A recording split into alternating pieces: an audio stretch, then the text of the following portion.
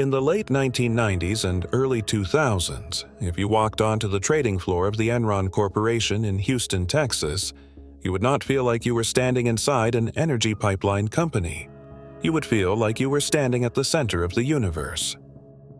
The air crackled with a specific, intoxicating type of corporate arrogance. The executives and the traders didn't just believe they were outperforming the market. They believed they had fundamentally rewritten the rules of capitalism. For 6 consecutive years, Fortune magazine named Enron America's most innovative company. Wall Street analysts practically tripped over each other to upgrade the stock. The company was heralded as the ultimate new economy powerhouse, transitioning from a boring natural gas pipeline operator into a sleek, aggressive trading firm that commoditized everything from electricity to weather derivatives to broadband internet. They hired the brightest, most ruthless minds from the top Ivy League business schools, creating a culture built on intense Darwinian competition. It was a rank and yank system. Every year, the bottom 15% of employees were fired, breeding an environment where survival meant closing deals at any cost, bending the rules, and never, ever admitting weakness. At the helm were Chairman Kenneth Lay and CEO Jeffrey Skilling. They projected an aura of absolute invincibility. They treated analysts who questioned their complex financial statements with open contempt. When one skeptical investor asked during a conference call how exactly the company was making its money, Jeffrey Skilling famously called him an obscenity on live audio. They demanded blind faith. And because the stock price kept climbing, Wall Street was more than happy to close its eyes and believe. Welcome to Case 010. Today, we are opening the file on the Enron Illusion.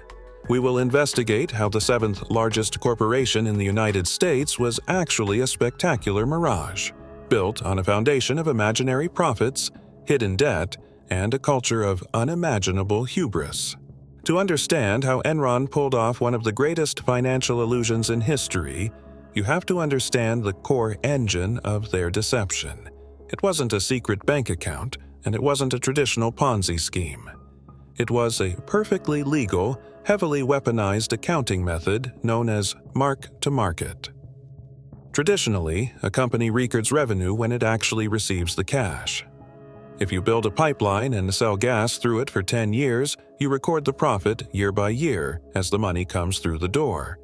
But Jeffrey Skilling argued that Enron was a trading company, not a pipeline company. He convinced the Securities and Exchange Commission to allow Enron to use mark-to-market accounting. This change was the match that lit the fuse. Mark-to-market allowed Enron to book the entire projected future value of a long-term contract on the very day the contract was signed. Imagine you sign a 20-year deal to supply electricity to a city. Under mark-to-market, Enron's executives would use their own internal mathematical models to estimate how much profit that deal would make over the next 2 decades.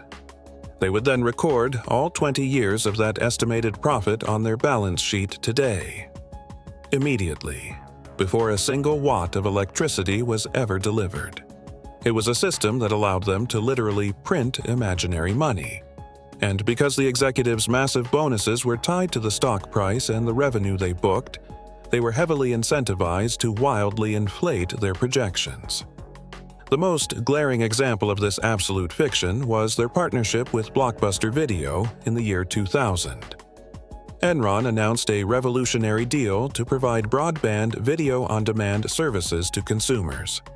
On the day the deal was signed, Enron used mark-to-market accounting to declare $110 million in estimated future profits. Wall Street cheered, the stock soared, and the executives took home millions in bonuses. But the technology didn't actually work. The infrastructure wasn't there. The market demand didn't exist. The partnership quietly collapsed just a few months later, but Enron never adjusted their books. They kept the $110 million of imaginary profit on their balance sheet. They were claiming the cash for a 20-year success story on a project that failed on day one. This was the Enron machine. They were bleeding actual cash in the real world, spending billions on failed power plants in India and broadband networks that led nowhere, but on paper, they were printing billions in profit. They had decoupled their stock price from reality. But imaginary profits create a massive, terrifying problem. If you book $100 million in profit today, but the cash never actually arrives, you still have to pay your operating costs, you still have to pay your employees, you still have to keep the lights on.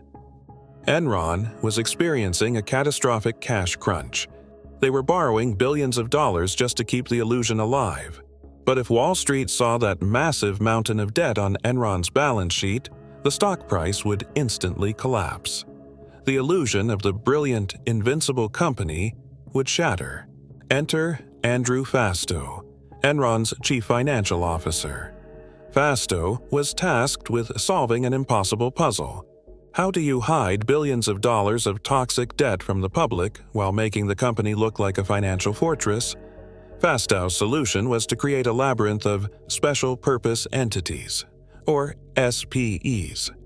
These were shell companies completely controlled by Enron, but technically separate enough that their financial failures didn't have to be reported on Enron's main balance sheet. Fastow gave these shell companies aggressive cinematic names like Jedi, Chuko, and the Raptors. The scheme worked like this. Enron would transfer its rapidly failing assets, its bad investments, and its massive debts to these Raptor shell companies. In return, the Raptors would give Enron cash. But where did these empty shell companies get the cash?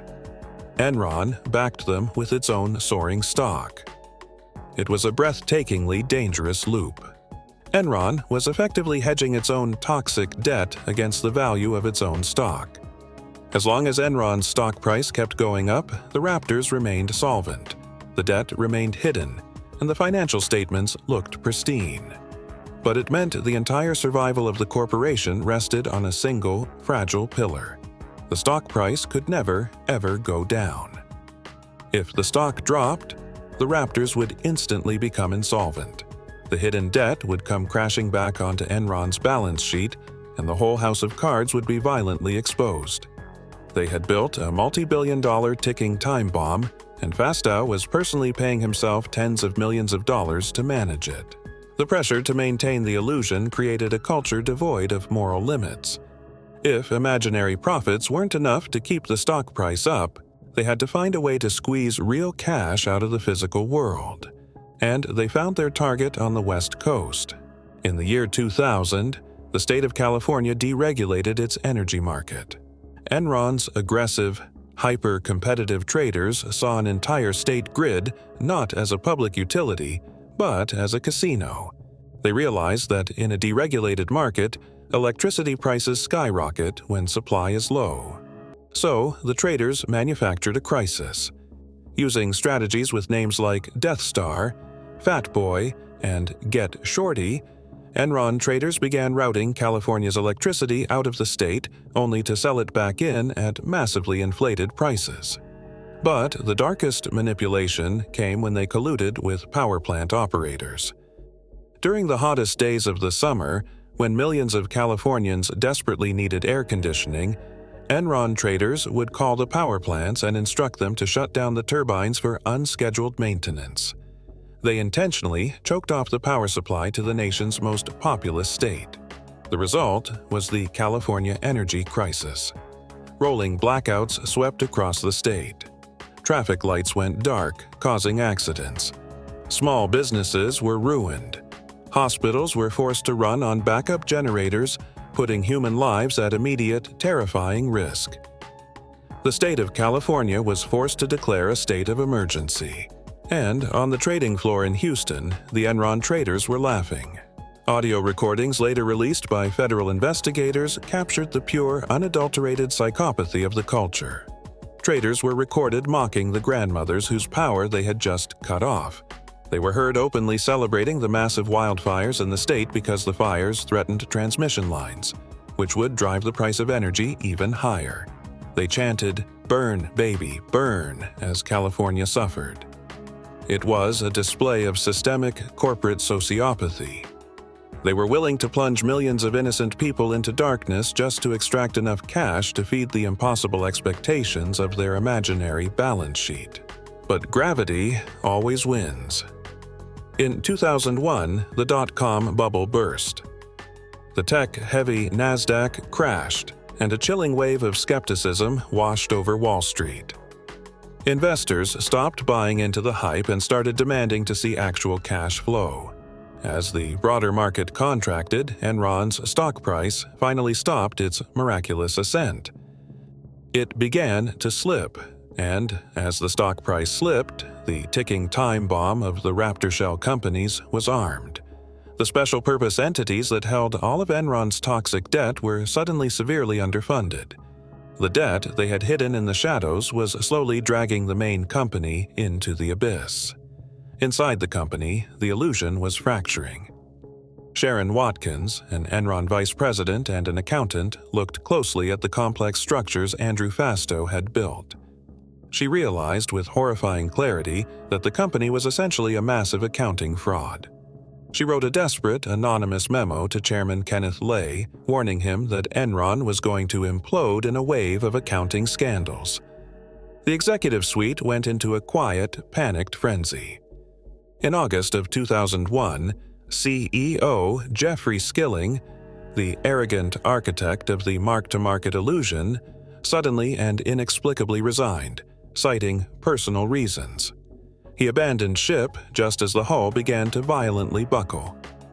Kenneth Lay stepped back in as CEO, publicly assuring investors and employees that the company was fundamentally sound and that the stock was an incredible bargain. Privately, Lay and the other executives were quietly selling off millions of dollars of their own Enron shares, cashing out before the inevitable collapse. In October 2001, Enron announced a devastating third-quarter loss of over $600 million. Shortly after, they made an even more terrifying announcement. They were forced to reduce their shareholder equity by $1.2 billion to correct accounting errors related to Fastow's shell companies. The hidden debt had broken through the surface. Wall Street panicked. The credit rating agencies who had stamped Enron with investment-grade ratings for years finally woke up and downgraded the company's debt to junk status. The stock price, which had once traded at over $90 a share, went into a terminal, violent freefall. But the true tragedy of Enron wasn't the loss of Wall Street capital. It was the betrayal of its own people.